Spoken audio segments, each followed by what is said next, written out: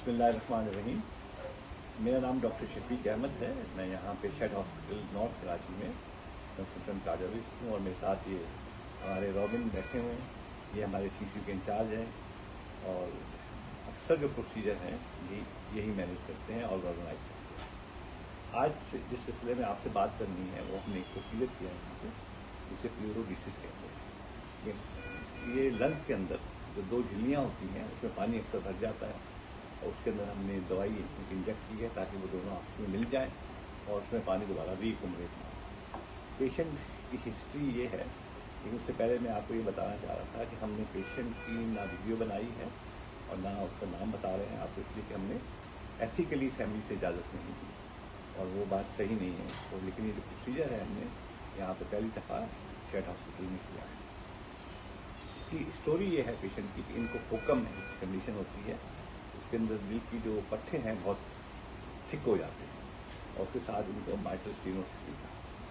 Patient तो मेरी थी, मैं उनको ऑनलाइन मैनेज कर रहा था, लेकिन चूँकि ये लिया एक इलाका है पंजाब में, उधर रहती हैं और वहाँ से इनको इस्लामाबाद नज़दीक था तो इस्लामाबाद चली गई और वहाँ पर इनकी सर्जरी एक बड़े हॉस्पिटल में, सरकारी हॉस्पिटल में हुई और वहाँ पे जो प्रोसीजर हुआ उसे कहते हैं सेप्टल मायोमेक्टोमी और माइट्रल वॉल जो है उसको रिप्लेस किया।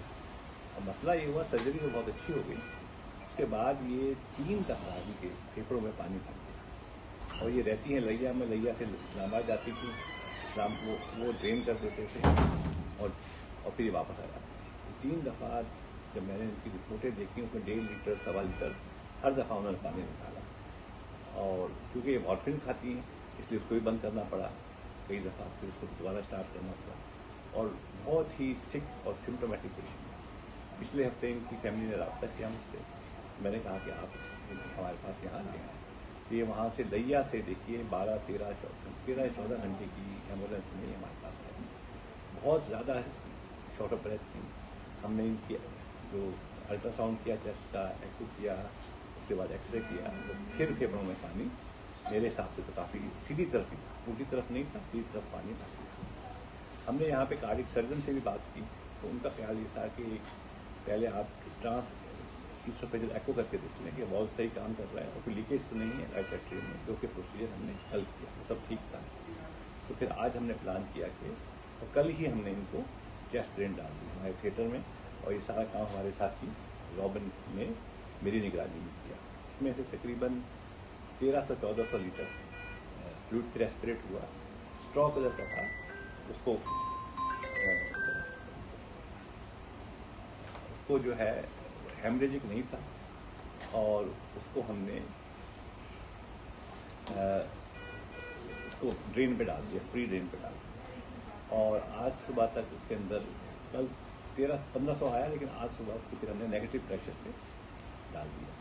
नेगेटिव प्रेशर ही होता है कि 50 का प्रेशर डाल के ताकि उसमें फर्दर, लेकिन सुबह 10 बजे के बाद कोई उसके अंदर ड्रेन में फ्लूइड एस्पिरेट नहीं हुआ। अच्छा, तो फिर हमने आज प्लान किया कि ये प्लूरोडिसिस हम करते हैं। अच्छा, प्लूरोडिसिस की प्री रेक्विजिट भी है तो जो आपको बहुत ज़रूरी है कि आपको करना है। एक तो ये कि आप रेडियोलॉजिकली एविडेंस हो आपके पास कि पानी दोबारा एक्यूमुलेट नहीं हुआ। हमने अल्ट्रासाउंड कराया, हमने दोबारा एक्सरे कराया तो जो लंग्स है वो फुली एक्सपैंड हो, मिनिमल उसमें फ्लूइड था। ड्रेन में गाइडलाइन ये है कि 150 मिल से कम फ्लूइड हो तो आप उसमें प्लूरोडिसिस करें। एक दूसरी चीज़ ये है कि पेशेंट को कंसेंट लें आप, वो हमने ले लिया। उसके बाद हमने ये जो टेल्क इंजेक्ट करते हैं, देखिए ये है टेल्क जो कि लोकली अवेलेबल नहीं था और हमने आगा खान से मंगाया ये 50 मिल और फिर कहते हैं टेल्क स्लरी, तो इसको हमने वहाँ से मंगवा लिया। उसके साथ हमने ये ज़ाइलोकेन ली इसलिए कि बहुत इरिटेबल है और उसके बाद फिर नॉर्मल सलाइन ये है ये।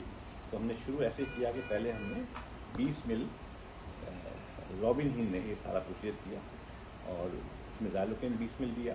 उसके बाद फिर हमने स्लोली 50 मिल जो है टाइट वाटर ताकि एयर न जाए हमने टर्क दिया। उसके बाद हमने नॉर्मल सलाइन उसमें डाल दी और उसके बाद फिर हमने उसको 3:30 बजे हमने ये काम किया तो क्लैम्प कर दिया। 2 घंटे तक गाइडलाइन ये है कि आप उसे क्लैम्प करें ताकि उसके बाद तो 5:30 बजे, अभी इस वक्त बजे 5, हम 5:30 बजे इसको लैम्प को खोल देंगे फिर 24 आवर आपको इसको फ्री ड्रेनेज पर रखना है। अगर उसमें कोई फ्लूइड नहीं आता तो इसका मतलब है कि आपकी क्लोरोलिसिस कामयाब होगी।